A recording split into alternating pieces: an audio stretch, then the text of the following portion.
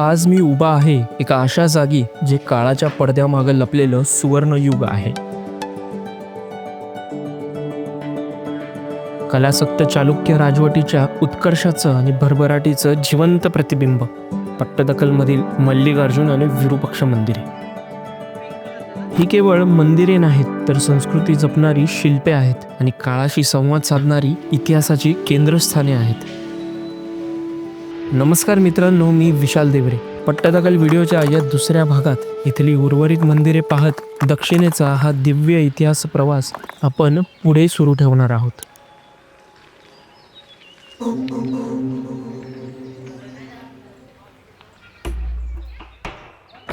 काशी विश्वेश्वर मंदिराच्या दक्षिणेला उभं असलेलं हे भव्य मंदिर म्हणजे मल्लिकार्जुन मंदिर.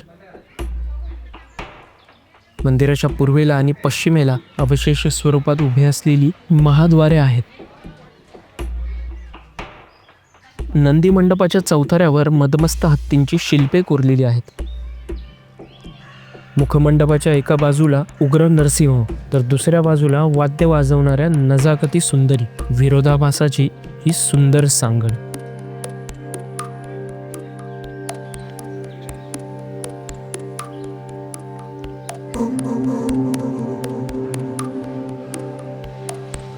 आत प्रवेश करताच जाणवतं की या जागेला चालुक्य काळातील कलात्मक उत्कर्षाचा सर्वोच्च मानबिंदू का म्हटलं जातं.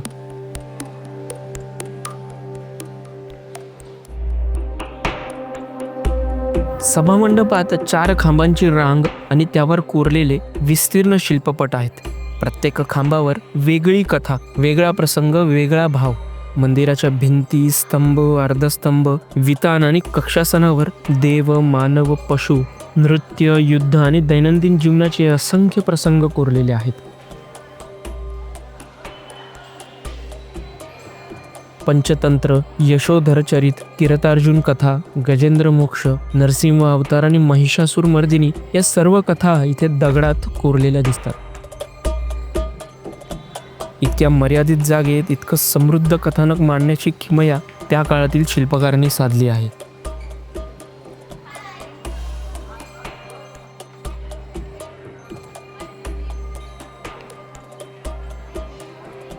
म्हणून इथे आलात तर केवळ वरवर शिल्पे पाहू नका, तर एखाद्या पुस्तकाच्या आधारे किंवा मार्गदर्शकाच्या मदतीने ही शिल्पे, ही कथानक समजून घ्या.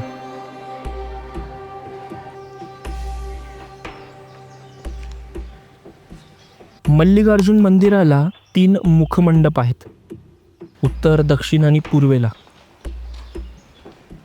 मंदिराला बाहेरून प्रदक्षिणा मारत असताना मखरांनी सजलेली देवकोष्ठे दिसतात आणि त्यात विविध शिवमूर्ती जसे की अर्धनारीश्वर, परशुधारी, जटाधारी आणि चातुर्भुज शिव. पश्चिमेकडील भिंतीवर गर्भगृहाबाहेरील शुकनास आणि त्यावरील नृत्य शिव पाहून शिवभक्त धन्य होतात.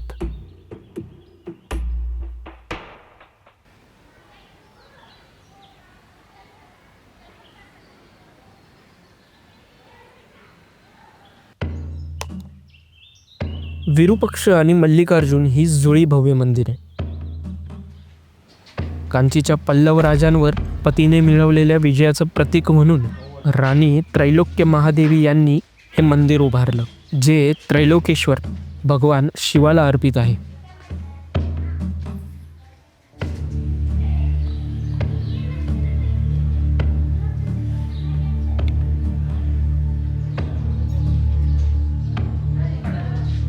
काळ्या गुळगुळीत दगडातील हा नंदी अत्यंत सजीव भासतो.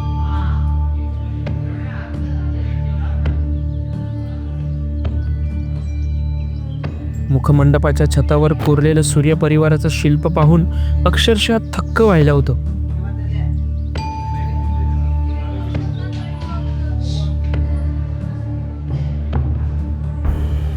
विरूपाक्ष मंदिराचा सभामंडप म्हणजे दगडात साकारलेलं एक महाकाव्यच आहे. येथील खांबांवर रामायण, महाभारत आणि पुराणातील प्रसंग अतिशय तपशिलावर कोरलेले आहेत. रामसेतू बांधणारी वानरसेना अशोकवनात सीतेसमोर उभा असलेला हनुमान, लंकेतील हनुमानाची उधळण, शरपंजरी पडलेले भीष्म, भीम दुर्योधनाचे गदायुद्ध, कृष्ण शिष्टाई, अर्जुन आणि किरात रूपातील शिवाचा संग्राम आणि पशुपतास्त्र प्राप्ती, इतक्या विविध भावना एका दगडात उतरवणं म्हणजे त्या कलाकारांच्या प्रतिभेची कमालच.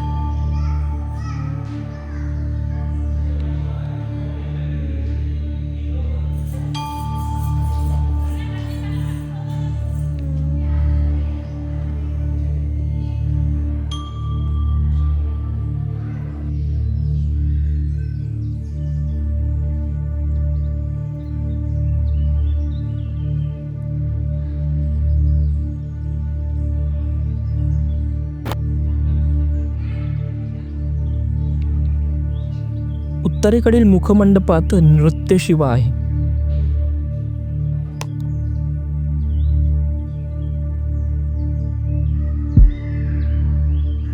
तिथं बाहेरील बाजूस गजेंद्र मोक्ष शिल्प आहे.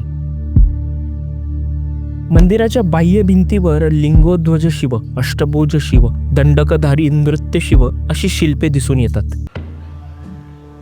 दक्षिण मुखमंडपाच्या खांबावर 10 तोंडांचा रावण शिवपार्वतीचे स्थान असलेला कैलास पर्वत उचलतानाचा प्रसंग कोरलेला आहे. दक्षिण भिंतीवरची ही शिवमूर्तींची काही कोरीव कामे.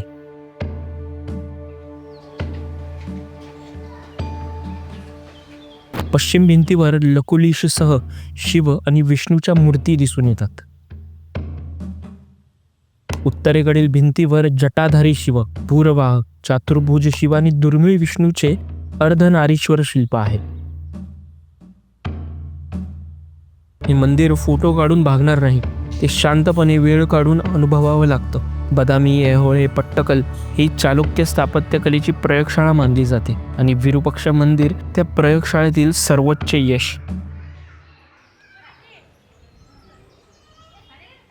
विरूपाक्षच्या दक्षिणेला मलप्रभा नदीच्या समांतर जाणारा रस्ता नागर शैलीतील पापनाथ मंदिराकडे घेऊन जातो.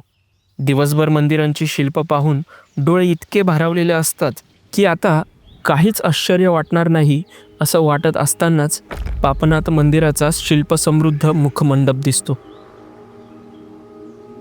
स्तंभांवर पुष्पधारी स्त्रिया, अश्वमुखी पुरुष, ललाटावर गजलक्ष्मी, छतावर व्यालशिल्प आणि अष्टभुज शिवाची नृत्य मुद्रा या सगळ्यांनी सजलेला हा मुखमंडप.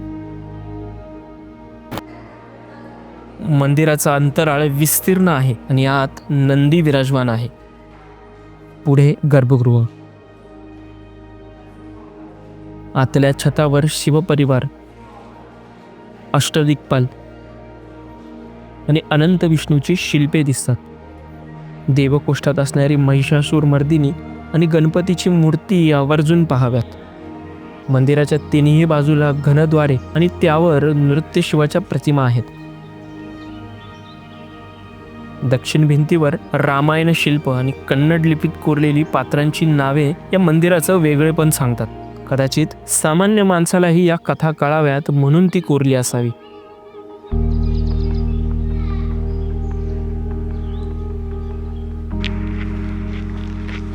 संध्याकाळ झालेली. या समूहातील जवळच असलेली सर्व मंदिरे पाहून मी निघालोय थोडंसं लांब असलेल्या जैन मंदिराकडे.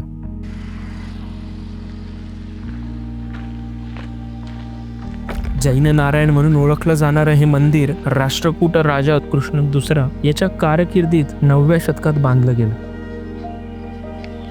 पुरातत्वीय उत्खननात इथे तीर्थंकरांच्या समभंग प्रतिमा सापडल्या आहेत. मुखमंडपाच्या बाहेरील बाजूस चौकोनी मांडणीत नर्तक, पूर्णघट आणि व्याल प्रतिमा आहेत. आत खांब आणि आसन.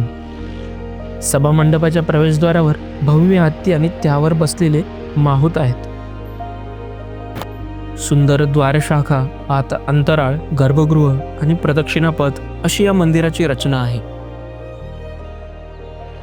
मुख्य मंदिर समूहापासून थोडा लांब असल्यामुळे इथे येणारे कमी असतात, पण पट्टदकलला आलात तरी या शांत, साध्या आणि महत्त्वपूर्ण मंदिराला नक्की भेट द्या. पट्टदकलमधून निघताना शिल्पांतून व्यक्त झालेल्या भावना आणि चालुक्य काळातील कलात्मक परिपूर्णता मनात खोलवर साठून राहते. या अद्भुत वारशाचा हा इतिहास प्रवास इथे थांबतो.